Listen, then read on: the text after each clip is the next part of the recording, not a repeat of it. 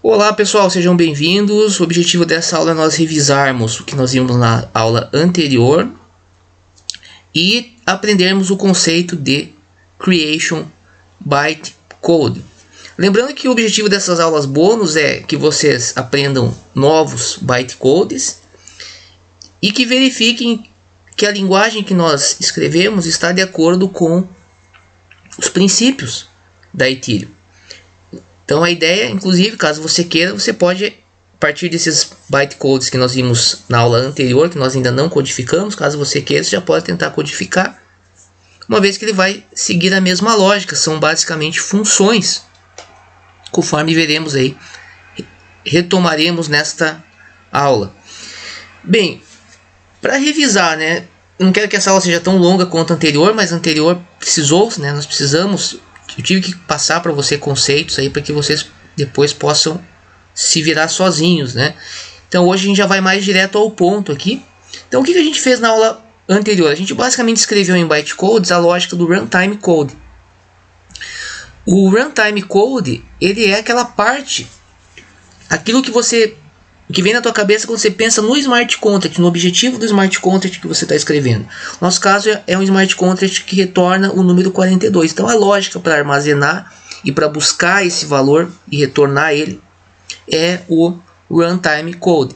E como que nós fizemos isso? Nós vimos que nós tivemos que passar parâmetros, colocar parâmetros, valores na pilha, na stack, e aí nós chamamos a função inicialmente para armazenar, que foi a função 52, né? Que é o mStore. Só de colocar, ó, veja que ele já está aqui, né? O program counter aqui no 0, mStore, ó, 52. E essa função ela precisa de dois argumentos que precisam ser colocados na stack. Quais são esses argumentos que ela precisa? Ela precisa do valor que você quer armazenar e a posição a partir da onde você quer armazenar. Lembrando que ela vai armazenar o que? Uma palavra. E uma palavra em Ethereum tem 32 bytes. No nosso caso, como?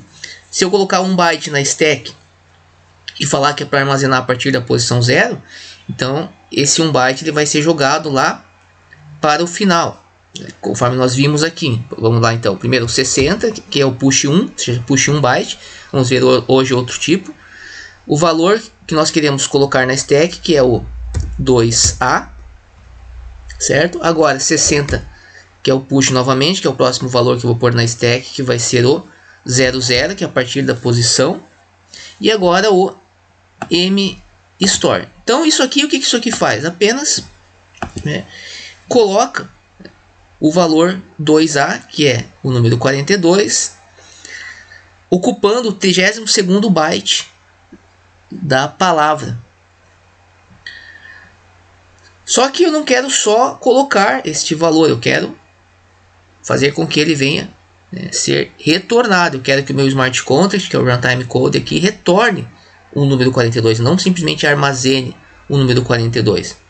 E aí para isso eu vou utilizar uma outra função ou outro opcode, que é o F3, que já aparece aqui, ó, que é o return.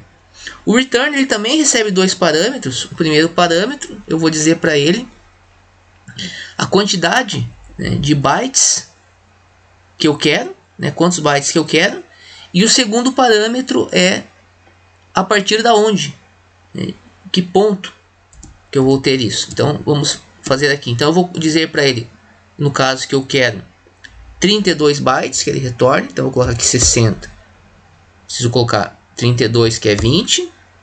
Agora eu vou colocar a partir da onde, eu vou dizer para ele que é a partir da posição 0, para que a gente consiga ver bem aqui, revisar, né, isso que nós já vimos. E agora, chamando a função, vamos executar para ver como que vai ficar a memória passo a passo aqui. Está faltando aqui, isso aqui tá, run, né? Então vamos lá, push 1, 2A, ok? Ó, tá aqui na stack. Ó, agora push 1, 0, chamou o mStore. Próximo passo foi colocar, então, passar agora, né, o push 20, passar aqui, que é 32, dizer então a quantidade de bytes que eu quero que o F3 retorne. E aqui você já observou aquilo então que eu falei relativo ao MStore. Ó. Aqui eu tenho uma palavra, que eu tenho 32 bytes, cada 2 caracteres é 1 byte. E como eu coloquei o byte que eu quero armazenar, que é o 2A, ele foi jogado então aqui para o final, ocupando o 30º. E aqui eu tenho que vocês vão ler, né, muito, chamado aqui do offset. Isso aqui nós já vimos na aula anterior, é apenas uma revisão. E aí, continuando aqui a sequência. Agora eu coloco a quantidade de bytes que eu quero que retorne, que é 32 bytes, a partir da posição 00. E agora ele vai me apresentar o return value, que são os 32 bytes a partir da posição 00. E aí nós vimos, para fixar o return, vamos fazer de volta isso antes de ir para o creation code, nós vimos que se eu quisesse retornar apenas este último byte, então o que eu teria que fazer? Eu teria que alterar os argumentos que foram passados aqui para o F3, ou seja, eu não quero mais que ele retorne 32 bytes, então eu vou ter que trocar o 20 por 1 byte. E a partir de que ponto? A partir do ponto 31, né? O meu offset 31, porque eu não quero que ele comece a partir daqui, né? Não quero que ele me retorne 1 byte a partir, por exemplo, daqui, senão não vai retornar o 2A. Então eu vou ter que agora trocar o 00 por a partir da onde? E a partir do 31º byte e 31 em hexadecimal, salvo engano, é um F. Então, aqui, confirmar 6001, 61F, F3. Vamos executar de novo.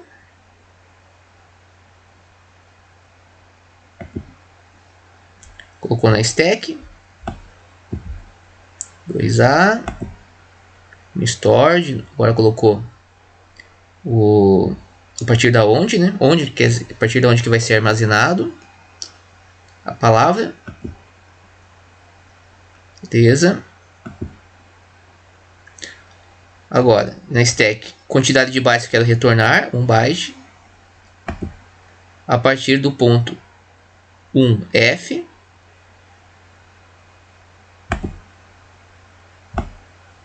E veja, o que retornou? 2A. Certo? Perfeito. Então agora que você já fixou a instrução, esta instrução aqui, o upcode return e o upcode do MStore, que é o 52, e também o push, você não vai ter dificuldade agora de entender o creation bytecode, que é uma espécie, conforme eu disse para você, de metacódigo. Porque ele vai ser responsável por dizer para a Ethereum Virtual Machine que eu quero executar isto aqui, esta lógica. Percebe? Então aqui eu tenho a lógica de basicamente armazenar um valor em um ponto, a partir de um ponto da memória, e de retornar esse valor, que é o nosso número 42. Agora eu preciso dizer para a Ethereum Virtual Machine também que eu quero que ela execute este runtime code. E aqui que entra o chamado então creation bytecode. Lembrando que há vários nomes, né, que são utilizados. Às vezes pode ser que você não vê já o nome creation bytecode, mas a lógica é essa, tá? Que vai aparecer, por exemplo, inclusive lá no ITERScan, que se você for, por exemplo, ó, vamos ver como aqui, pegar ITERScan, pegar um contrato qualquer aqui, só para a gente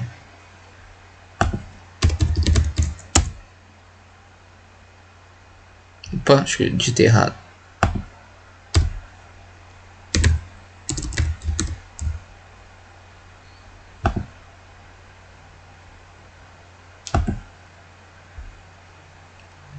Gente, o contract, ó, aqui tá creation code e deployed bytecode, tá vendo? Então o que a gente vai ver hoje é o creation code E o que a gente viu que é o que eu estou chamando de runtime code seria o deployed bytecode, certo? Perfeito. Então, o que eu vou precisar fazer então agora? A mesma lógica que nós fizemos. Só que agora, em vez de eu colocar, por exemplo, na stack o valor 42, né, que seria o 2A, eu vou colocar na stack este valor todo aqui, que é o meu runtime code. E depois eu vou dizer para o opcode return que eu quero que ele retorne 10 bytes a partir do offset, que nós já vamos ver onde estará. Como que eu coloco então 10 bytes, né? Porque aqui eu tenho 10 bytes, é isso. Qualquer coisa você vai lá e confere, conforme nós já fizemos. Eu tinha até colocado aqui, ó, 20, né? 20 caracteres, então eu tenho 10 bytes. O comando para colocar 10 bytes na stack é 69, tá? Se você for aqui, você vai ver, ó, opcodes, ó. Aqui você tem, deixa eu só copiar isso aqui.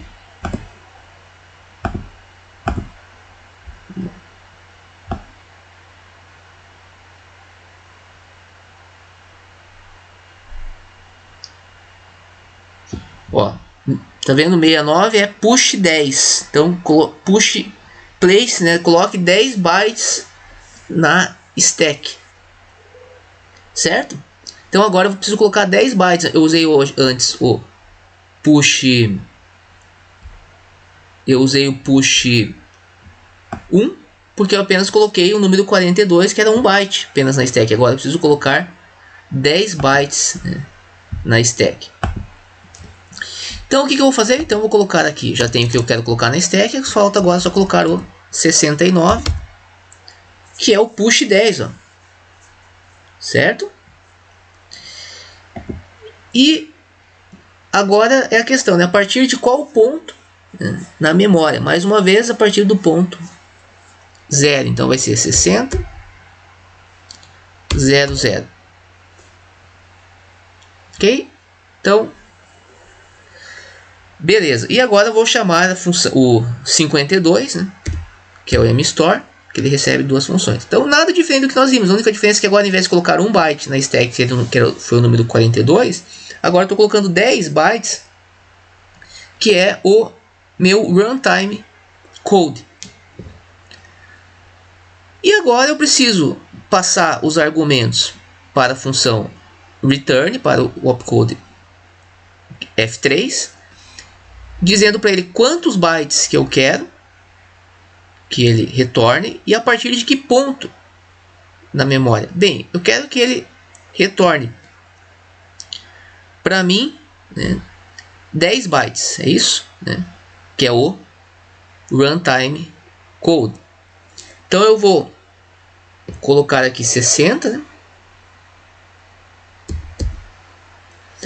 e 10 bytes vai ser 0 A, né? A que é 10, que multiplica 16 elevado a 0 que dá 1, então que é 0A, então significa 10. Então eu quero que ele me retorne 10 bytes, que é exatamente o runtime code. Só que a partir da onde? Bem, o que vai acontecer é que, da mesma forma que eu tive, como eu falei, são quando você coloca 32 bytes, eu coloquei 1 byte no exemplo anterior e foi preenchido com 0, né, à esquerda. Aqui também vai ter.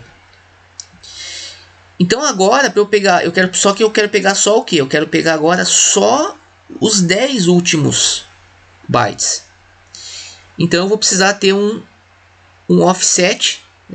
Quando eu queria 1 byte, eu tive que ter um offset de 31. A partir do 31. Agora eu quero 10 bytes. Então vai ser a partir do 22, né, do 22º. Então eu preciso passar agora. Então 60, coloquei agora 60. 22. E como que é 22 em hexadecimal? Vou colocar aqui. Converter. 22 em decimal é em hexadecimal é 16. Exatamente. 16. E agora basta eu chamar o F3, que é o return. Isso aqui deve me retornar apenas isso aqui, caso eu tenha feito certo. Se eu não errei alguma coisa. Vamos rodar. Vamos executar. Aqui na stack. A partir da onde ficou aqui, ó. Veja então. Ó. Certo? Então o que eu quero agora? Vou colocar aqui, ó. Ó, o que eu quero que seja retornado é apenas esta parte aqui, ó. Na verdade não é nem 42, né? Aqui eu tinha, o número tá errado, é o que é o 2A. 42 seria em decimal. Então aqui já vou trocar aqui, ó. Coloquei 69, 60, 42, mas é porque eu tava falando 42, mas na verdade tem que ser em hexadecimal. Ó, 2A. Então eu vou precisar, né, eu já disse, desconsiderar esses aqui e dizer para ela a partir desse ponto aqui, ó. Certo? A partir do 22º, conforme eu coloquei ali. Vou passar para o próximo passo. Opa, stack tá. Deixa eu colocar aqui 60. Ah, sim, claro, é 10, né? Certinho, porque 10 bytes que é o que eu quero que ele me retorne. A partir do 22º, que é o 16.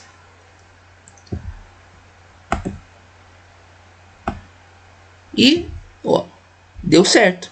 Retornou o valor que eu esperava. Certo? Então o que a gente fez nada diferente do que a gente fez na aula anterior. A diferença é que agora, em vez de colocar apenas o número 42, que é o 2A, eu coloquei 10 bytes. E para isso você aprendeu que você tem o push, agora 69, que vai colocar mais bytes. Vai ser 10 bytes na stack. Você pode acrescentar isso na nossa linguagem já. Vimos aqui também os argumentos que o mStore recebe, 52. E também o F3, agora, que é o return. Então, ou seja, já aprendemos aqui novos opcodes que, somados com o que nós já vimos enquanto nós estávamos programando a linguagem, já é bastante coisa. Porém, nós ainda vamos avançar um pouco na próxima aula, porque agora na próxima aula o que nós vamos fazer? Agora isso aqui eu preciso colocar efetivamente na Ethereum. Eu vou fazer isso utilizando o Assembly, que é a linguagem IU, com o objetivo de nós conhecermos aí mais um opcode, que vai ser o opcode Create. Nós vamos falar também de um vídeo que já foi gravado no canal aqui, onde nós explicamos como que o torneio do cache foi hackeado, onde nós falamos lá sobre um outro opcode. Então a importância de você entender esses assuntos. Esses assuntos que nós estamos vendo aqui são os fundamentos da tecnologia.